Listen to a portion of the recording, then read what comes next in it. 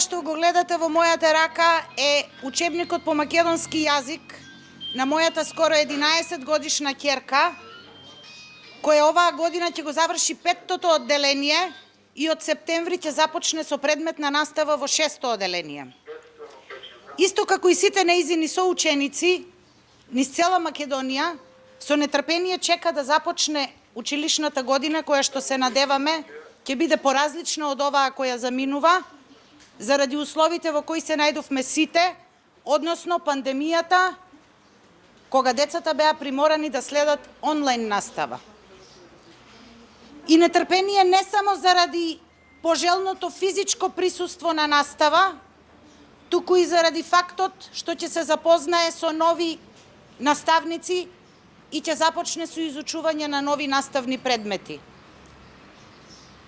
Тука, драги мои, доаѓаме до болната точка заради која сме сите овде денес собрани како родители, кои што се загрижени за доброто на сопствените чеда, за нивната иднина, за нивниот правилен психофизички развој. Министерке, дали сте свесни по колку часови дневно учениците минуваат пред телефоните, таблетите, компјутерите? Очигледно не сте, бидејќи упорно, тврдоглаво одбивате да го слушнете гласот на децата и гласот на родителите. Да имавте барем малку чувство за потребите на сопствениот народ, да имавте барем малку доблест, ќе прошетавте меѓу народот и ќе разберевте дека насилната реформа која ја спроведувате во образованието е осудена на пропаст. Наместо тоа, вие повторно не најдовте време да се сретнете со представниците на околу 75.000 родители. Мирисот на книгата, почитувани, не може ништо да го замени.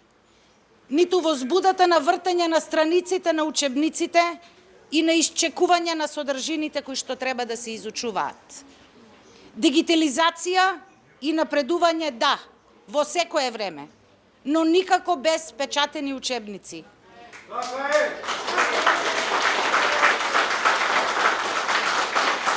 Никако со одземање на книгите од рацете на децата.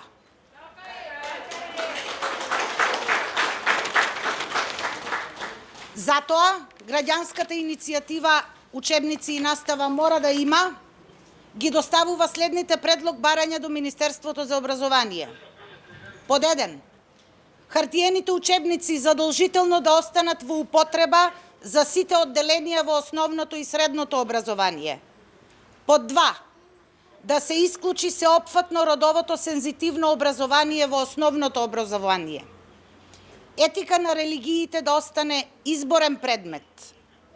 Да не се спојуваат 2 или повеќе предмети во еден.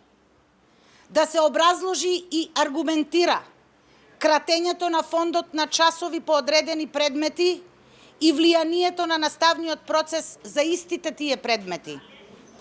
Да се создадат соодветни услови за инклузија на децата со попреченост, хендикеп и посебни потреби. Да се креираат протоколи за одржување настава со физичко присуство во услови на пандемија.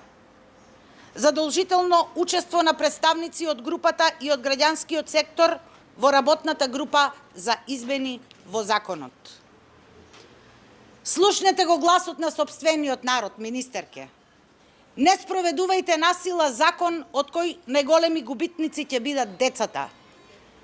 Тие деца се нашата заедничка иднина, а нам како нивни родители должност ни е да ги насочиме правилно во животот и да го одбереме она што е најправилно за нив.